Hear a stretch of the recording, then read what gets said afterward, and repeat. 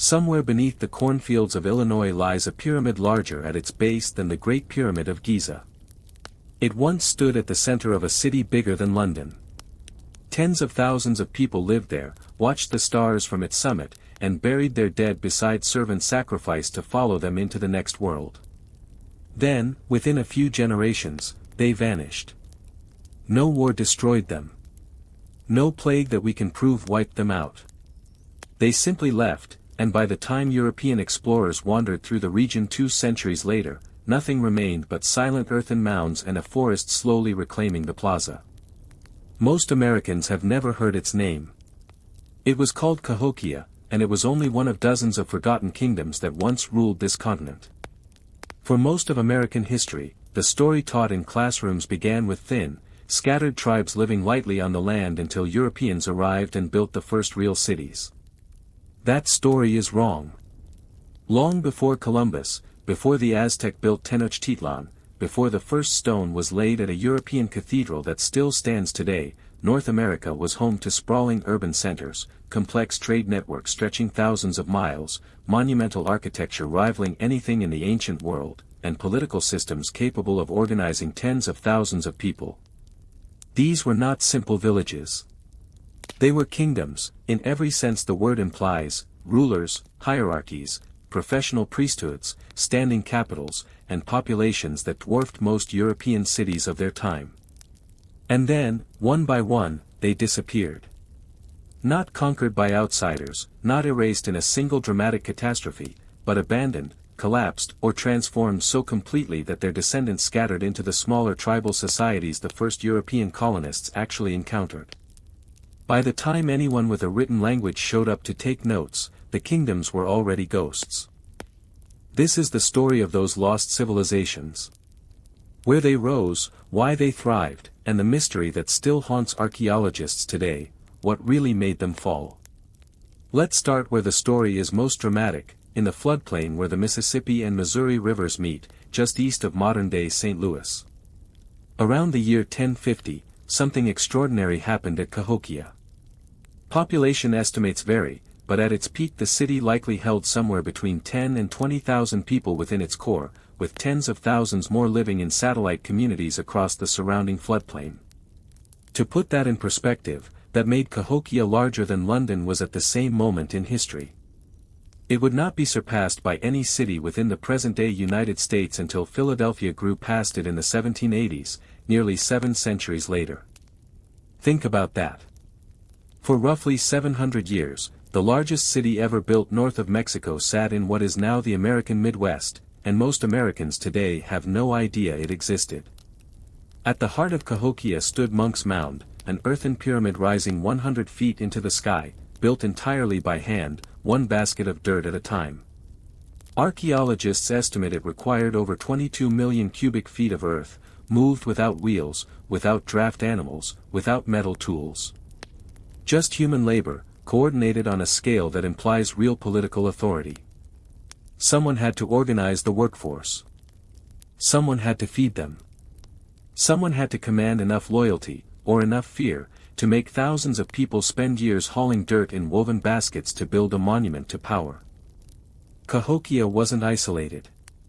It was the hub of a trade network that reached from the Gulf of Mexico to the Great Lakes, from the Rocky Mountains to the Atlantic coast. Copper from the shores of Lake Superior turned up in Cahokian graves. Seashells from the Gulf Coast, over 1,000 miles away, were found woven into ceremonial garments. Mica sheets from the Appalachian Mountains, obsidian likely originating in the American West, all converged on this one city in the Mississippian floodplain. Whoever ruled Cahokia controlled not just land, but a continental economy.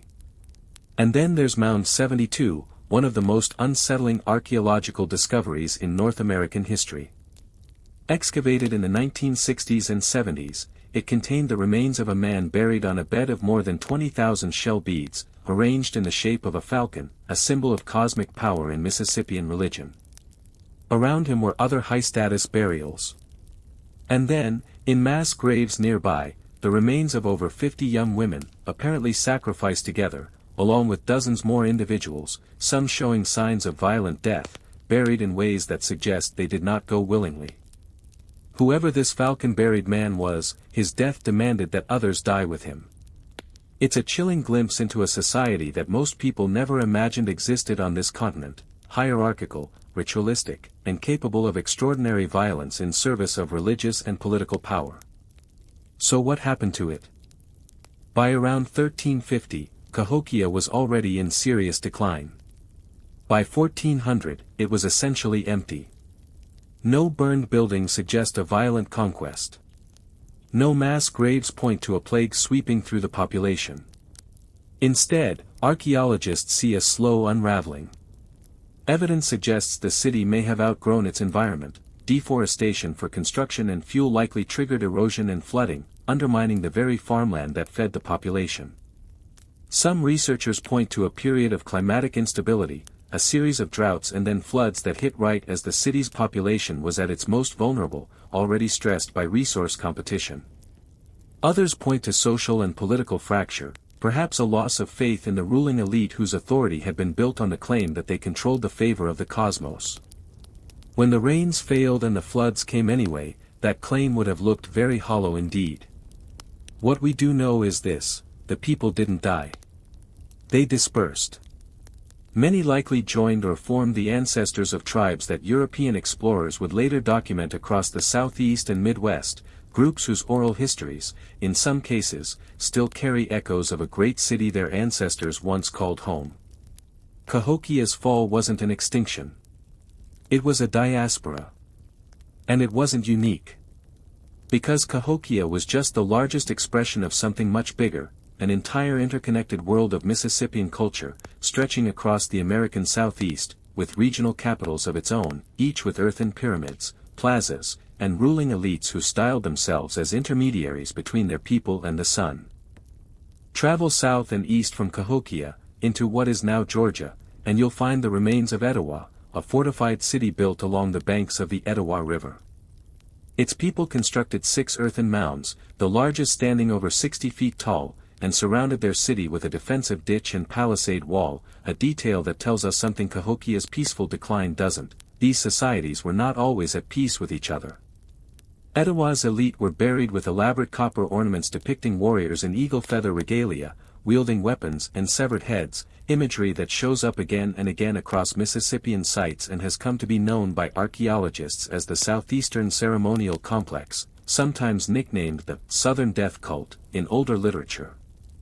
It points to a shared religious and political ideology stretching across hundreds of miles, uniting rival kingdoms in symbolism even as they fought each other for territory and tribute. Further south, in Alabama, stood Moundville, a city on the Black Warrior River that at its height may have housed over 1,000 residents within a fortified core, with a wider population in the surrounding countryside numbering in the thousands more. Moundville's 29 earthen mounds were arranged around a central plaza with careful, almost obsessive geometric precision, suggesting a cosmology in which the physical layout of the city mirrored the layout of the heavens. Elite burials at Moundville included finely carved stone effigy pipes and ornately etched shell gorgets, pendants engraved with images of dancing warriors, coiled rattlesnakes, and winged serpent deities. These weren't crude carvings. They were the work of skilled specialists, artisans supported by a society wealthy and organized enough to free some of its members from farming so they could spend their lives perfecting sacred art. And still further, in what is now Natchez, Mississippi, a kingdom survived long enough to actually be documented by European witnesses, the Natchez people, whose ruling class, called the Sun, claimed direct descent from the sun itself. French colonists in the early 1700s left detailed written accounts of Natchez society, and what they described sounds almost feudal in structure. The Great Sun ruled as an absolute monarch from atop a mound overlooking the grand village, carried on a litter so his feet would never touch common ground. Beneath him was a rigid caste system, nobles, honored men, and commoners the French called stinkards, a crude and frankly disrespectful translation, but one that captures how starkly hierarchical Natchez society was. It is, in many ways, our best window into what life inside a Mississippian kingdom might have actually looked like, because for the Natchez, Europeans were there to write it down before it ended. And it did end. In 1729, after decades of encroachment onto their land by French colonists, the Natchez rose up and destroyed the French settlement at Fort Rosalie, killing over 200 colonists in a single coordinated attack. France's response was catastrophic. Combined French and Allied native forces waged a war of extermination against the Natchez over the following 2 years. Survivors were killed, enslaved, and scattered among neighboring tribes. Within a few short years, one of the last living Mississippian kingdoms, the one civilization that had given us a real, eyewitness account of what these societies were like from the inside, was gone. Its language died with its last speaker sometime in the 20th century. But the Mississippian world was only one half of the story.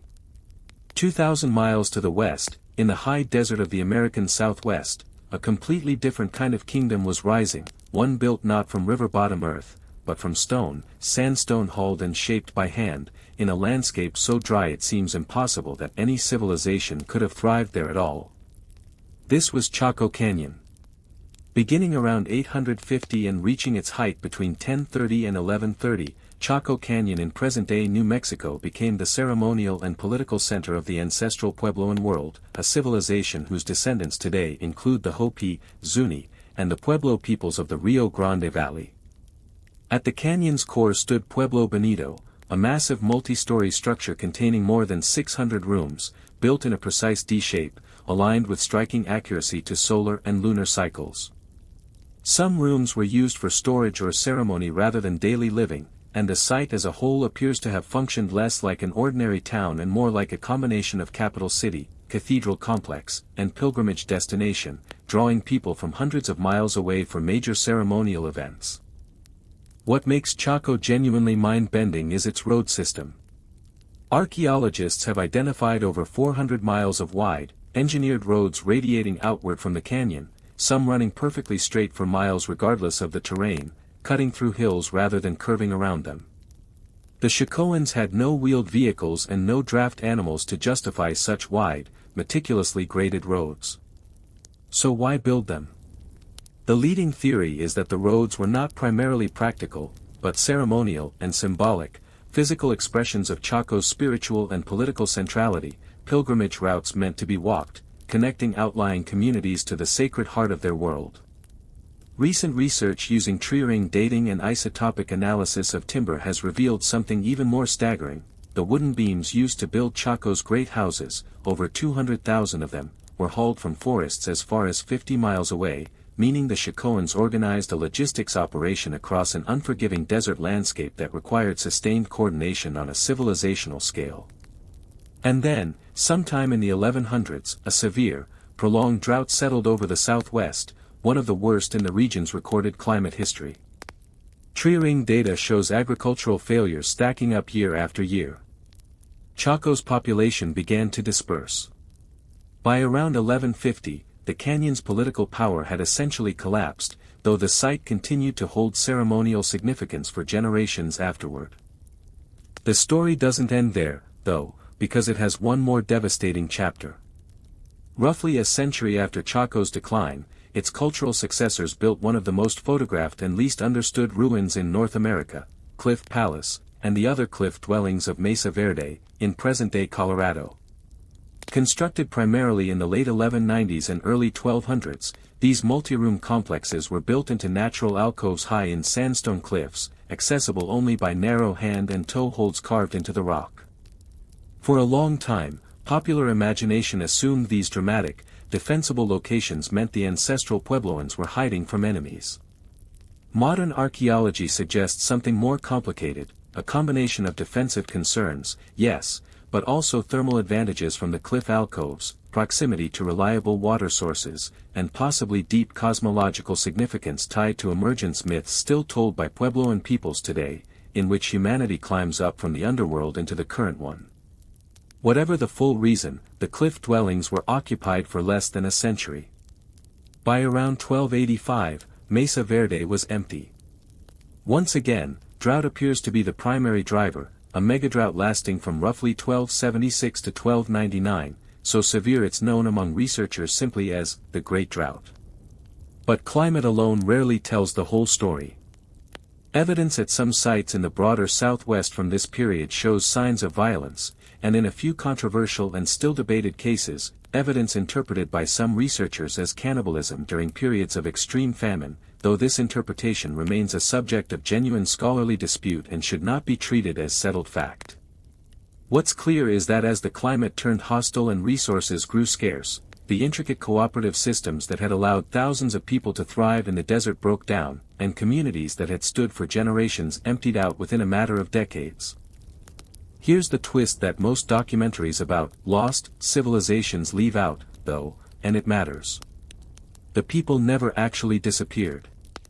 This is one of the most important corrections modern archaeology and indigenous scholars have pushed for in recent decades. The ancestral Puebloans didn't vanish into mystery. Their descendants migrated to more reliable water sources along the Rio Grande and the Hopi mesas, and their direct cultural and, in many cases, genetic descendants are the Pueblo peoples living in New Mexico and Arizona today, along with the Hopi Nation. When you visit Chaco Canyon or Mesa Verde now, you are not looking at the ruins of an extinct people. You are looking at an early chapter in the continuous, unbroken history of nations that still exist, whose citizens still consider these places sacred ancestral homelands, not archaeological curiosities. The same is true, in broad strokes, for the Mississippian world. The descendants of Cahokia's builders, of Etowah, of Moundville, likely became part of the historic tribes European colonizers documented in the southeast, the Muscogee Creek, the Choctaw, the Chickasaw, the Cherokee, nations with rich oral traditions, complex governance, and, tragically, nations that would go on to suffer their own catastrophic disruption centuries later during forced removal along the Trail of Tears. In a strange and painful historical echo, some of the same population centers whose ancestors built and then dispersed from monumental cities were later forcibly displaced from their homelands a second time, this time not by drought or internal collapse, but by a rapidly expanding United States government determined to seize their land. So why don't more people know any of this? Part of the answer is simply archaeological timing. Serious, respectful excavation of these sites didn't really begin until the 20th century, and in many cases, was hampered for decades by looting, poor record-keeping, and outright disregard for the sites as anything other than curiosities. Cahokia itself narrowly escaped being paved over for suburban development in the mid-1900s before preservationists intervened. Part of the answer is cultural. The dominant historical narrative in American education for generations was built around the idea of a mostly empty continent, sparsely populated by nomadic tribes, a narrative that conveniently justified westward expansion and land seizure by framing indigenous societies as too simple, too small, or too temporary to have any legitimate claim to permanence. Acknowledging that sophisticated, populous kingdoms had already risen and fallen on this land, some larger than European capitals of their day, complicates that narrative considerably. And part of the answer is that these civilizations, unlike the Aztec or the Inca, left no written language behind for us to translate, no chronicles, no king lists, no first-hand political histories in their own words.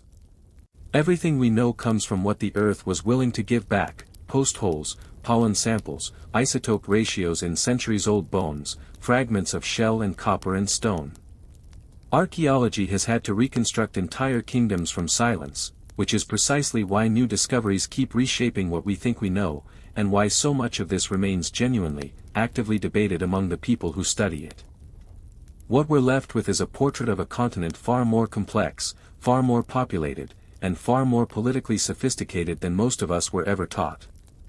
Cities that rivaled London. Trade networks that spanned the continent. Rulers who claimed descent from the sun and demanded that others die to accompany them into the next world.